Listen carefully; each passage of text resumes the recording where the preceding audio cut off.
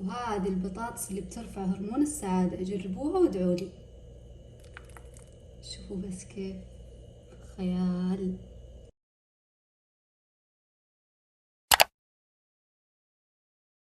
السلام عليكم بنات، كيفكم؟ ان شاء الله تكونوا بخير يا رب. رجعت لكم فيديو جديد. اليوم بسوي معاكم اسهل وألذ بطاطس حرفيا. اتوقع تعرفون الوصفة، يعني نزلتها في كل مكان، بس كذا حبيت اني اسولف معاكم وندردش سوا.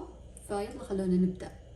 لما ابدا الطبخة لازم اشغل لي كذا مسلسل. وانا كمان بعرفها، قصدي بعرف ابوها. من يحب يا بنات المسلسلات السورية القديمة زي اعشقهم.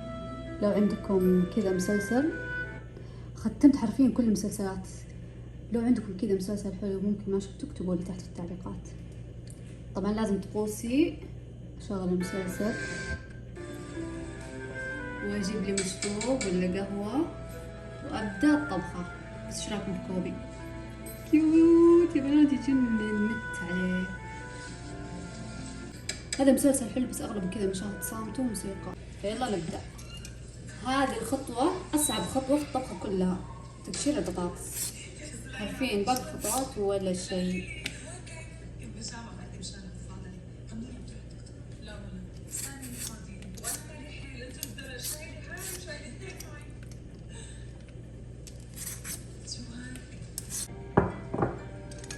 خلوني نكمل تقشير كل البطاطسات وارجع لكم. والحين بنات نقطعها بهذا الشكل. احب اخليها مكعبات كذا.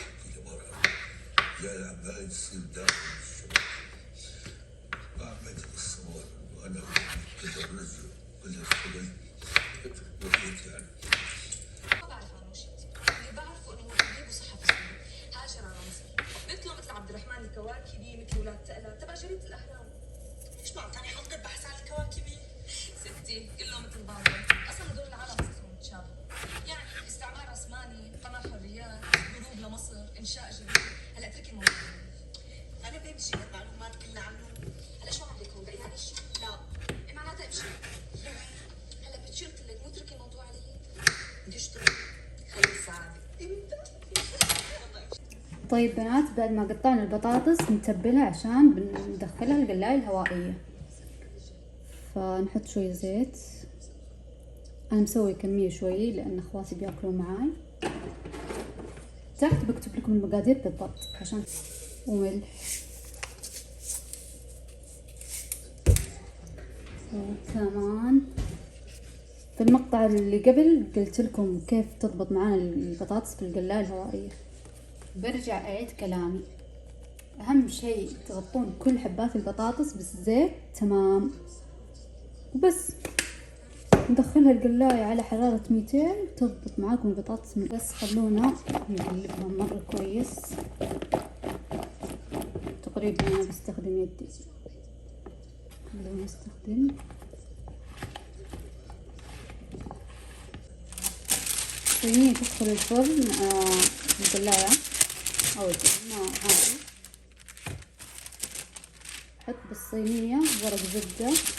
حطيت ورق زبدة عشان ما ابغى البطاطس تمسك في الصينية. انتبهوا بعض القلايات ما ينفع تحطوا معاها ورق زبدة لان بتولع فيكم، فانتبهوا. وممكن يا بنات تحطونها في الفرن، يعني مو شرط قلاية هوائية. اهم شيء لا تقلونها بالزيت. ادري تكفي كلها ولا لا؟ ما لي خلق اسوي دورين. خلونا نحطها مع بعض ان شاء الله تضبط.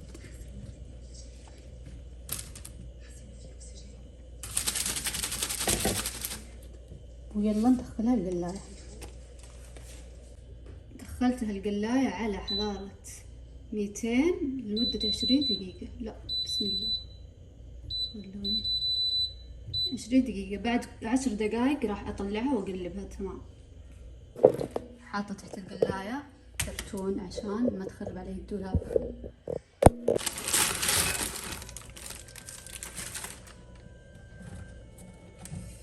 وبعد ما صارت عندنا البطاطس جاهزة، الحين وقت اللغوصة والخلط. فأول شي بضيف لبنة.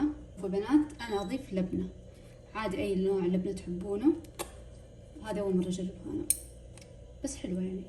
المهم نضيف لبنة، مو جبنة ولا زبادي ولا لبنة. فزي ما قلت لكم انا مسوي كمية كبيرة شوي، تحت بكتب لكم المقادير. وعندي كمان مايونيز. تقريبا من الوصفات عرفتم الاشياء اللي انا احبها ودايم اكررها في وصفاتي. كمان هذا المايونيز اول مرة اجربه صراحة، مرة سايل وقوام غريب.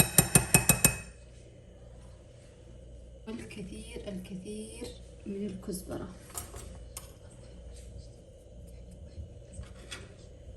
عندي هنا فص ثوم مهروس، والبهارات نعناع مجفف أهم شي، ورشة فلفل أسود وبابريكا وملح، ورشة فلفل مجروش، وراح أعصر ليمون. وعندي هنا شطة سايلة. وأهم فقرة نجيب صحن أو أي شي كذا ونبدأ نرجها. الصحن كبير هذا.